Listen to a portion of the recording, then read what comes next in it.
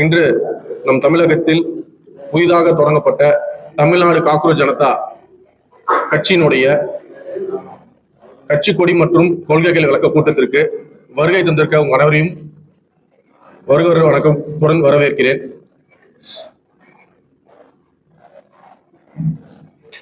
என்னுடைய பெயர் பிரம்மா பாலசுப்ரமணியம். நான் சென்னை உயர்நீதிமன்றத்தில் வழக்கறிஞராக இருக்கிறேன். நான் இந்த கட்சியினுடைய நிறுவன தலைவர். இவருடைய பேர் சிவகுமார், இவரும் வழக்கறிஞர். இந்த கட்சியினுடைய பொதுச் செயலாளர். இவருடைய பேர் ஜனார்த்தனன், வழக்கறிஞர். இவர் இந்த கட்சியினுடைய மாநில ஒருங்கிணைப்பாளர். அவருடைய பேர் கிருஷ்ணகுமார், இந்த கட்சியினுடைய மாநில துணைத் தலைவர். இவருடைய பேர் வழக்கறிஞர் பாலாஜி, அவர் இந்த கட்சியினுடைய துணை பொதுச் செயலாளர். மேலும் இந்த கட்சியினுடைய முக்கிய நிர்வாகிகளும் இந்த நிகழ்வில் கலந்து கொண்டுள்ளார். அவர் அனைவரும் இருக்காங்க. இந்த கட்சியானது முதல்ல உங்களுக்கு ஒரு எண்ணம் வரும், என்னது காக்ரோச் ஜனதா பார்ட்டி ஒரு பேசும்போதெல்லாம் திடீர்னு ஒரு பார்ட்டி ஒன்று ஆரம்பிச்சு பதிவு செஞ்சு உட்காந்துக்கிட்டு இருக்காங்களே, அதுவும் வழக்கறிஞர்களா இருக்காங்களே அப்படின்ற ஒரு எண்ணம் உங்க எல்லாருக்கும் இருக்கும். அதுக்கு முன்னாடி தெளிவுபடுத்த முடியும், இந்த கட்சியினுடைய தொடக்கத்துக்கு 3 கோளாக இருந்த எங்களுடைய உச்ச நீதிமன்ற தலைமை நீதியரசர் மாண்புமிகு சந்திரகாந்த் அவர்களுக்கு,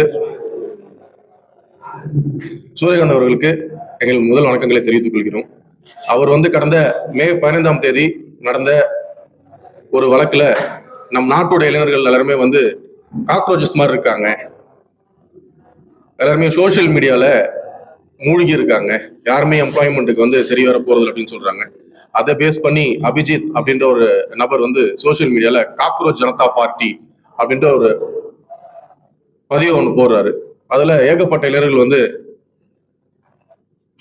நம்ம நாடு முழுக்க அந்த அவர் போட்ட அந்த பேஜ்ல இணைகிறாங்க. அதன் அடிப்படையில் தமிழகத்துல நம்முடைய இன்னைக்கு இருக்க காலகட்டத்தில் இருக்க இளைஞர்களுக்கு ஒரு 3 கோளா நாங்க முன்னெடுத்து இந்த கட்சியை பதிவு செய்து அடுத்த கட்டத்துக்கு கொண்டு போற கணக்கு கட்சியை பதிவு செஞ்சிருக்கோம். எங்களுடைய கட்சியோட கொள்கைகள் அப்படின்னு சொல்லி பாத்தீங்கன்னா, முதல்ல சமூக நீதி.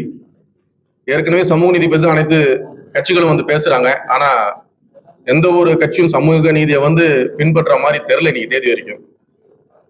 ஆனா நாங்க முதல் சமூக நீதியை கண்டிப்பாக பின்பற்றணும்ன்ற ஒரு எண்ணத்துல இருக்கும். இரண்டாவது அன்எம்ப்ளாய்மெண்ட், படித்த படிப்புக்கான வேலை இல்லை, அதற்கேற்ற ஊதியம் இல்லை, அந்த ஸ்லாபை கண்டிப்பா ஃபிக்ஸ் பண்ணணும். சேலரி ஸ்லாப் ஒருத்தர் படிச்சிருக்காரு, ஒரு டிகிரி படிச்சிருக்காருன்னா அவருடைய அடிப்படை சம்பளம் இதுதான் அப்படின்ற ஒரு நிர்ணயத்தை கொண்டு வரணும்ன்ற ஒரு எண்ணத்திலையும் உங்க கொள்கைகள் இருக்கு. மூன்றாவது பெண்கள் 50% ரிசர்வேஷன் பெண்களுக்கு கொடுக்கணும்.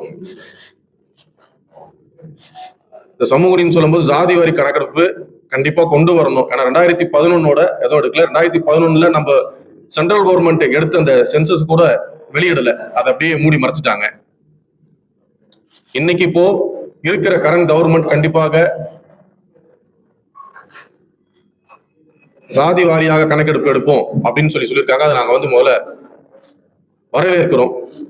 ஏன்னா அப்பதான் ரிசர்வேஷன் தர முடியும். ஏன்னா அரசு பணிகள்லயும் சரி, அடுத்தடுத்த கல்லூரிகள்ல கொடுக்குற இடத்துலயும் சரி, இந்த ஜாதி வாரியா கணக்கெடுப்பு எடுத்தா மட்டும்தான் அந்த ரிசர்வேஷன் கோட்டா கொடுக்க முடியும், ஃபில்அப் பண்ண முடியாது. அடுத்தது நீட் தேர்வு. எல்லாருமே நீட் தேர்வு ரத்து செய்யணும். நம்ம தமிழக அரசு சார்பாக எல்லாரும் ஒரு ஆட்சி வரும்போது கண்டிப்பாக நாங்க நீட் தேர்வை ரத்து செய்வோம், நாங்க அதற்கு குரல் கொடுப்போம் அப்படின்னு சொல்றாங்க. அதற்கு நீட் தேர்வை ரத்து செய்யறோம், சாதாரண ரத்து செஞ்சிட முடியாது.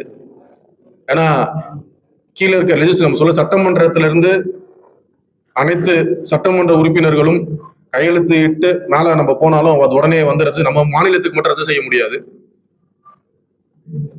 சட்டமன்றம் மற்றும் பாராளுமன்ற உறுப்பினர்கள் அனைவரும் சேர்ந்து இது முன்னெடுப்பு எடுத்து நம்ம ஜனாதிபதி கிட்ட கொடுத்து அவங்க உத்தரவு பண்ணதுக்கு அப்புறமா நீட்டு தேர்வுன்றதை ரத்து செய்ய முடியும். இந்த விஷயங்கள் எல்லாத்தையும் முன்னெடுத்து தெளிவான விஷயங்களை வந்து மக்களிடம் கொண்டு போய் சேர்க்கணும் என்ற ஒரு விஷயத்துக்காக தான் அந்த கட்சியினுடைய தொடக்கமே.